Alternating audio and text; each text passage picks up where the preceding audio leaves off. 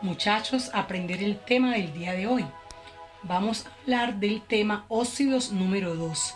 Vamos a aprender a clasificar los óxidos en dos grandes grupos principalmente, óxidos básicos y óxidos ácidos. Vamos a aprender a clasificar las fórmulas químicas en cada uno de estos grupos de óxidos. Veamos entonces los óxidos básicos. Estos óxidos básicos, ¿cuáles son? Son aquellos que en su fórmula química tienen un elemento metal más elemento oxígeno. Entonces, cada vez que veamos en una fórmula química un elemento metal más oxígeno, vamos a clasificar esa fórmula química como un óxido básico. Recordemos que los elementos metales, ¿cuáles son?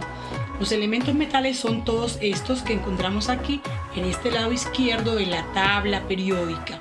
Y los no metales, los que están, todos estos que están en el lado derecho de la tabla periódica. Entonces, cuando veamos una fórmula química, como por ejemplo esta, que está formada por el cobalto y el oxígeno, veamos que tenemos CO2 o 3. Toda esta estructura, toda esta fórmula química se puede clasificar como un óxido básico. ¿Por qué? Porque está formado por el cobalto, que es un elemento metal, y el oxígeno, que es el grupo funcional de los óxidos básicos. Veamos el segundo ejemplo, Li o Li2O. Esta fórmula química también se puede clasificar como un óxido básico.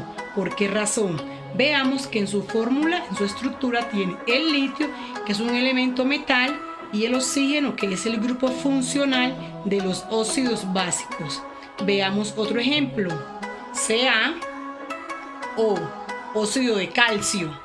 Esta fórmula química también se puede clasificar como un óxido básico, porque el calcio es un elemento metal y el oxígeno, grupo funcional que identifica a los óxidos. Ahora vamos a hablar de los óxidos ácidos, el segundo grupo de los óxidos. Entonces veamos, los óxidos ácidos, ¿cuáles son? Son aquellos que están formados o que en su estructura o en su fórmula tienen un elemento no metal de la tabla periódica, un no metal más el elemento oxígeno. Va a dar como resultado un óxido ácido. Entonces veamos estos ejemplos. Tenemos este primero, SiO2. SiO2 se puede clasificar como un óxido ácido. ¿Qué razón? Veamos que el silicio es un elemento no metal y el oxígeno los que identifican a los óxidos. Veamos el segundo ejemplo, SeO2.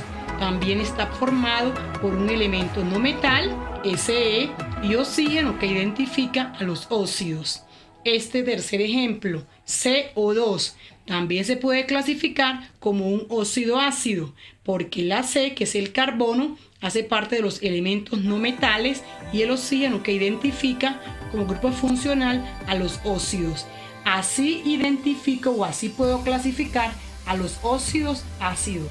Veamos estos ejemplos para aprender a clasificarlos en óxidos ácidos y óxidos básicos. Veamos el primero. Tenemos este compuesto B2O3. Este compuesto se puede clasificar como un óxido. ¿Qué será, muchachos? Como un óxido ácido. ¿Por qué razón? Porque recordemos que el boro hace parte de los elementos no metales. Veamos el segundo, Na2O.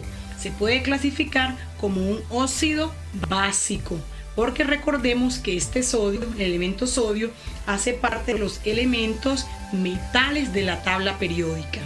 Veamos el tercer ejemplo. Tenemos N2O3.